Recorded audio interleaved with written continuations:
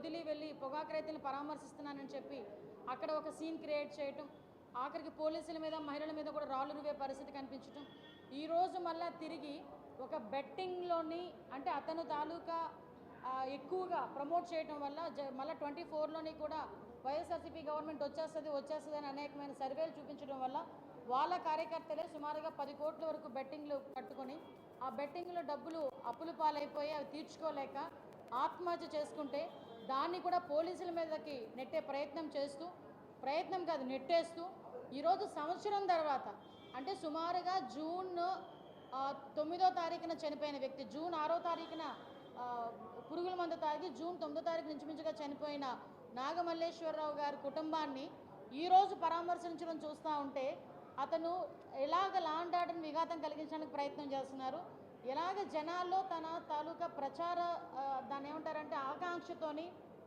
ప్రజలు ఎలా ఇబ్బంది పెట్టాలని చూస్తున్నారని సంగతి చాలా క్లియర్గా చూసాం.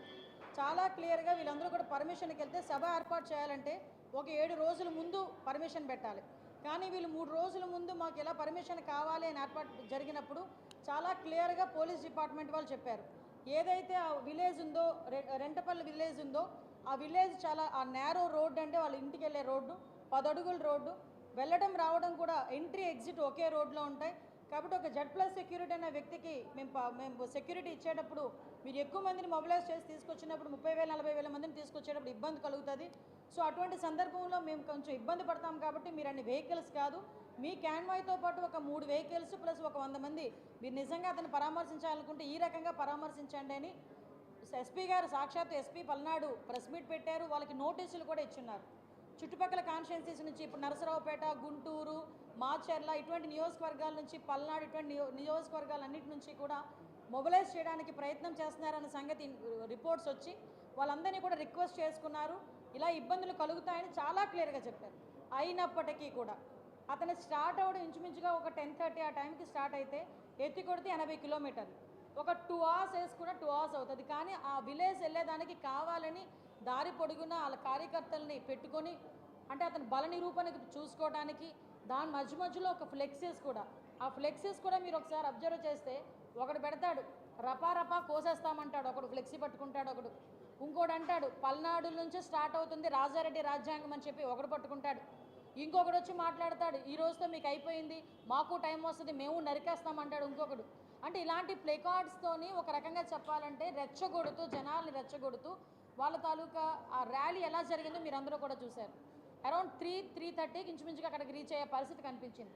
అంటే నేను ఇక్కడ ఏమంటానంటే ఇక్కడ చాలా యాంగిల్స్ నుంచి మనం ఆలోచించాలండి. జగన్మోహన్ అదే పరిస్థితుల్లో మనకి గుంటూరు జిల్లాకి సంబంధించి మనకి పత్తిపాడు కాన్స్టిట్యున్సీకి సంబంధించిన సింగయ్య అని ఒక వ్యక్తి, అతను ప్లంబరు, అతని వ్యక్తి జగన్మోహన్ రెడ్డి వాళ్ళ పార్టీ కార్యకర్త సింపథైజర్.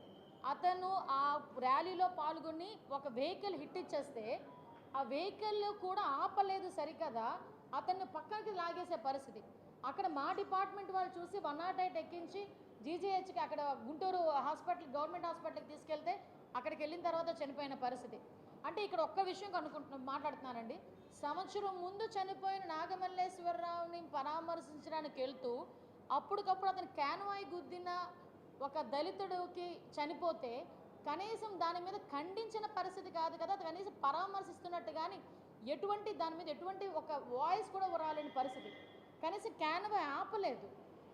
అరే సంవత్సరం ముందు చనిపోయిన వ్యక్తిని పరామర్శించడానికి వెళ్తున్నప్పుడు అప్పటికప్పుడు ప్రాణం పోయి రోడ్డు మీద ప్రాణం పోయింది, కనీసం అతను కనుక వెంటనే తీసుకెళ్ళి హాస్పిటల్లో జాయిన్ చేసి ఉంటే అతను బతికేవాడేమో. హిట్ ఇచ్చిన పక్కకు లాగేసే పరిస్థితి, మళ్ళీ పోలీసులు చూసుకుని వాళ్ళని 108లోకి తీసుకెళ్తే అక్కడ చనిపోయిన పరిస్థితి. అంటే ఒక ప్రాణానికి విలువ లేదు, పోయిన ప్రాణం మీద రాజకీయం చేస్తున్నాడు. ఇక్కడ క్లియర్గా మనం అర్థం చేసుకోవాలి అతని తాలూకా సైకో మెంటాలిటీ. మేము పదే ఇంతకు ముందు అతను అధికారంలో ఉండేటప్పుడు సైకో అంటే చాలామంది మమ్మల్ని తిట్టారు.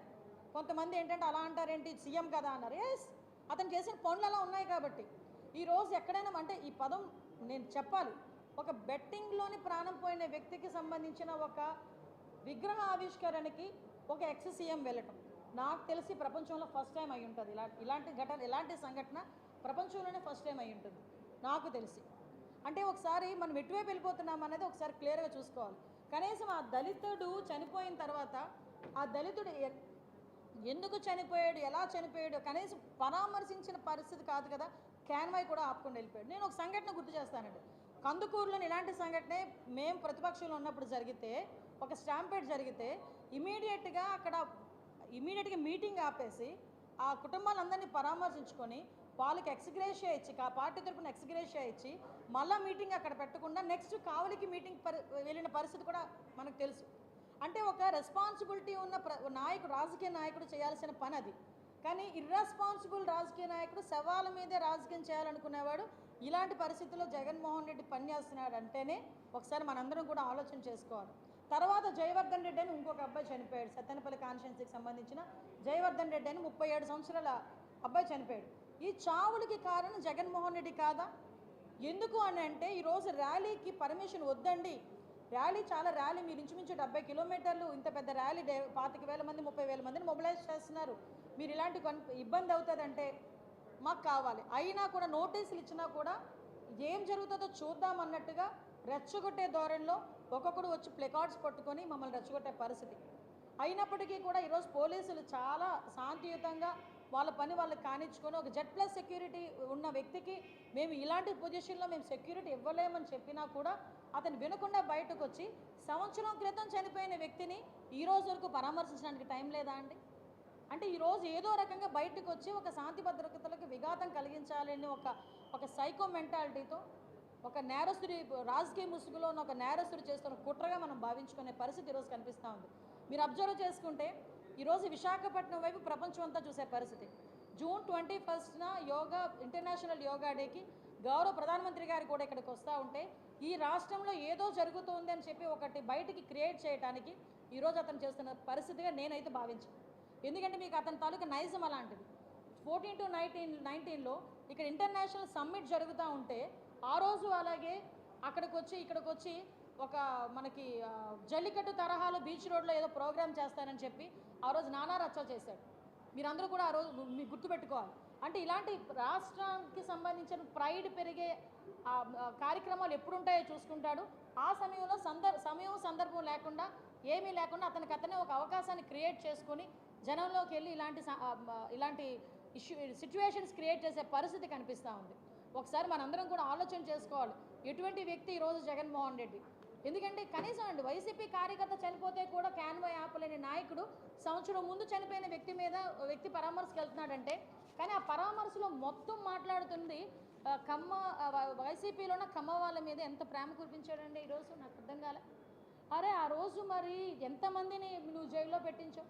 దూల్పాల్ నరేంద్ర గారు, దేవినేని ఉమామహేశ్వరరావు గారు ఇలాంటి వాళ్ళని చూసుకుంటే ఎంతమంది మీద కక్ష సాధించావు? ఆఖరికి అమరావతిని కమరావతి అని చెప్పి మాట్లాడించావు కదా ఆ రోజు. అమరావతి రాజధానికి అమరావతి అని మాట్లాడించావు కదా. ఈరోజు అవన్నీ మర్చిపోయి ఇష్టానుసారంగా గల్లా జయదేవ్ గారు, దూల్పాల్ నరేంద్ర గారు, కోడ్ల శివప్రసాద్ గారు ఆత్మహత్య చేసుకోవడానికి గల కారణాలు ఏంటి? ఇవన్నీ నువ్వు మర్చిపోయావేమో కానీ మేమెవరూ మర్చిపోలేదు, రాష్ట్ర ప్రజలు కూడా మర్చిపోలేదు కదా. అంటే నేనేమంటానంటే ఈరోజు ఒకటే చెప్తున్నానండి, ఈరోజు ఇష్టానుసారంగా ఈరోజు కొన్ని వెహికల్స్ని ఆపి, ఎందుకంటే అక్కడ ఒక వ్యక్తి చనిపోయాడు, మళ్ళీ నేరో రోడ్లోకి వెళ్తే కనుక మళ్ళీ ఇబ్బంది అవుతుందని పోలీసులు కాసేపు ఆగండి అని రిక్వెస్ట్ చేసుకున్నా బ్యారికేడ్లు తీసి పారేస్తున్నారు. అంటే ఒకసారి ఏ రకంగా జరుగుతుందో ఒకసారి ఆలోచన చేసుకోండి. ఈ సంవత్సర కాలంలో మేము ఎప్పుడూ కూడా రిస్ట్రిక్ట్ చేయలేదు, ఎవరిని కూడా వెళ్ళొద్దు అని మాట్లాడలేదు, ఎవరిని కూడా మేము హౌస్ అరెస్ట్ చేయలేదు. మీకు ఆ హక్కు ఉంది ప్రజాస్వామ్యంలో, వెళ్ళండి, కానీ నిబంధనలు అనుసరించండి. నిబంధనలు అనుసరించకపోతే కనుక చట్టపరమైన చర్యలు తీసుకోవాల్సి వస్తుంది అని డిపార్ట్మెంట్ నుంచి వాళ్ళకి నోటీసులు వెళ్ళినా కూడా అవన్నీ పెడరిచెవిన పెట్టి ఈరోజు పోలీసుల విధులకు కూడా ఆటంకం కలిగిస్తూ ఈరోజు ఇద్దరు చావుకు కారణమైన జగన్మోహన్ రెడ్డిని ఏం చేయాలో ప్రజలు కూడా కొంచెం ఆలోచన చేసుకోవాల్సిందిగా మరీ కోరుకుంటున్నాం. మరి ముఖ్యంగా ఇంకొక విషయం కూడా చెప్పాలి. ఈరోజు మనకి ఇంటర్నేషనల్ యోగా డే సందర్భంగా ప్రపంచం అంతా కూడా మన విశాఖపట్నం వైపు చూస్తున్న తరుణంలో కొంత మేరకు ఒక ట్రాఫిక్ ఇబ్బందులు కూడా కొంచెం విశాఖపట్నం ప్రజలు చిన్న ట్రాఫిక్ ఇబ్బందులు ఎదుర్కొంటున్నారు. దయచేసి అందరికీ కూడా ఒకటే విన్నపం, ప్రధానమంత్రి గారి ప్రోగ్రాం ఇది చాలా పెద్ద ప్రోగ్రాం. ఈ ప్రోగ్రాంలో మ్యాక్సిమం ట్రాఫిక్ ఇబ్బంది లేకుండా చూసుకునే బాధ్యత కూడా పోలీస్ డిపార్ట్మెంట్ వాళ్ళు, ట్రాఫిక్ వాళ్ళు చూసుకుంటున్నారు. ఎక్కడైనా చిన్న అసౌకర్యాలు ఉంటే కొంచెం దానికి నేనేమంటానంటే ఆ అసౌకర్యాలు లేకుండా చూసుకునే బాధ్యత మేము తీసుకుంటాం. ప్రజలు కూడా సహకరించాల్సిందిగా కోరుకుంటున్నాం.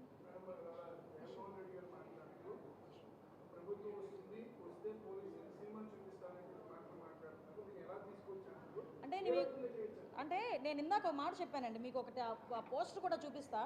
అతని మాటలకి అతని తాలూకా కార్యకర్తల తాలూకా బిహేవియర్స్కి ఎంత కోఇన్సిడెన్స్ ఉంటుందంటే,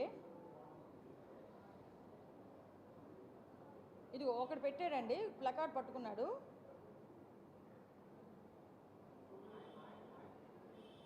రెండు 2029లో వైఎస్ఆర్సీపీ వచ్చిన వెంటనే గంగమ్మ తమ్ముళ్ళ జాతరలో వేటతలలు నరికినట్టు రపా రపా నరుకుతాం ఒక్కొక్కడిని. ఇది వాడు కింద జగన్మోహన్ రెడ్డి ఫోటో వేసుకొని చూడండి ఒకసారి, మీకు కాల్ పంపించమంటే పంపిస్తాను.